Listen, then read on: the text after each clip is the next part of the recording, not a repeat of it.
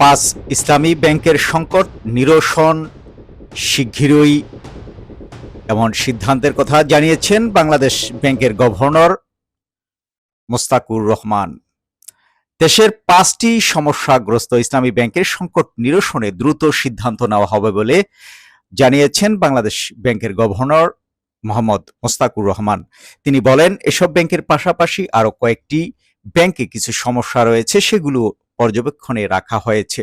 তবে একসঙ্গে বিপুল পরিমাণ অর্থ সহায়তা দেওয়া কেন্দ্রীয় ব্যাংকের পক্ষে সম্ভব নয় বলে বাস্তবতার কথা তুলে ধরেন তিনি। শুক্রবার বিকালে বাজেটোত্তর সংবাদ সম্মেলনে সাংবাদিকদের প্রশ্নের জবাবে গভর্নর এসব কথা বলেন। সংবাদ সম্মেলনে অর্থমন্ত্রী আমির খসরু মাহমুদ চৌধুরী সহ বিভিন্ন মন্ত্রণালয়ের মন্ত্রীরা উপস্থিত ছিলেন। গভর্নর বলেন, ৫টি ইসলামী ব্যাংক আগেই সমস্যায় ছিল। এগুলো জন্য গত বছরের ২৯ ডিসেম্বর আগের সরকার একটি বিশেষ স্কিম চালু করে গিয়েছিল। সেই স্কিম অনুযায়ী অর্থ পরিশোধ করা হচ্ছে।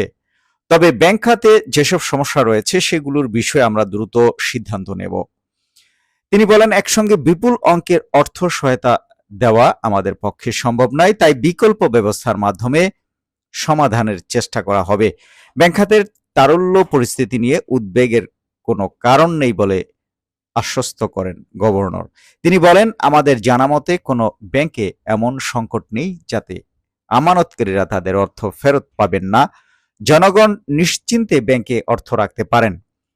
নিজের বিরুদ্ধে ঋণ খেলাপির অভিযোগ প্রসঙ্গে তিনি এক প্রশ্নের জবাবে গভর্নর তার পূর্ববর্তী ব্যবসায়িক প্রতিষ্ঠানের বিষয়ে উঠে আসা বিভিন্ন অভিযোগও প্রত্যাখ্যান করেন। তিনি বলেন, তিনি যে শিল্প প্রতিষ্ঠানের সঙ্গে যুক্ত ছিলেন সেটি কখনো উৎপাদন বা রপ্তানি বন্ধ করেনি এবং কোনো সময় ব্যাংক ঋণ খেলাপিও হয়নি। তার ভাষায় প্রতিষ্ঠানটি ১৫০ কোটি টাকার বেশি বিনিয়োগ করেছিল। প্রকল্পের শুরুতে স্বল্প সুদের সুবিধা থাকলেও পরে সুদের হার বেড়ে যায়। কোভিড সহ নানা কারণে বিনিয়োগের প্রত্যাশিত মুনাফা পেতে দেরি হয়েছে, কিন্তু প্রতিষ্ঠানটি কখনো ১ টাকাও ঋণ খেলাপি হয়নি, বরং ১০০ কোটি টাকার বেশি ঋণ পরিশোধ করেছে। তিনি বলেন, একটি কথা বারবার বলতে বলতে অনেক সময় সেটিকে সত্য বলে মনে করা হয়, কিন্তু বাস্তবতা হলো এই প্রতিষ্ঠানের কোনো বকেয়া ঋণ ছিল না। ১ জুলাই থেকে বাধ্যতামূলক হবে বাংলা কিউআর। ডিজিটাল লেনদেন সম্প্রসারণে আগামী ১ জুলাই থেকে বাংলা কিউআর বাধ্যতামূলক করা হবে বলেও জানান গভর্নর।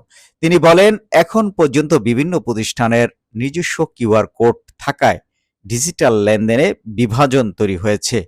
আগামী মাস থেকে একটি একক কিউআর ব্যবস্থার আওতায় সবাই সবার সঙ্গে লেনদেন করতে পারবে।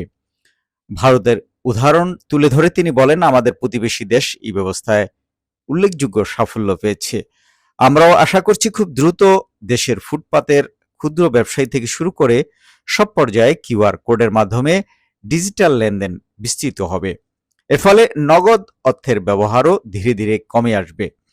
ব্যাংক খাতের সংস্কার, অর্থ পাচার রোধ এবং ডিজিটাল লেনদেনের সম্প্রসারণে কেন্দ্রীয় ব্যাংক তার কার্যক্রম আরও জোরদার করবে বলেও জানান গভর্নর। sharebusiness24.com এর সঙ্গে থাকার জন্য সবাইকে ধন্যবাদ। আমাদের সাথে লাইক, সাবস্ক্রাইব এবং শেয়ার করে ভিডিওটির পাশে থাকুন। ধন্যবাদ।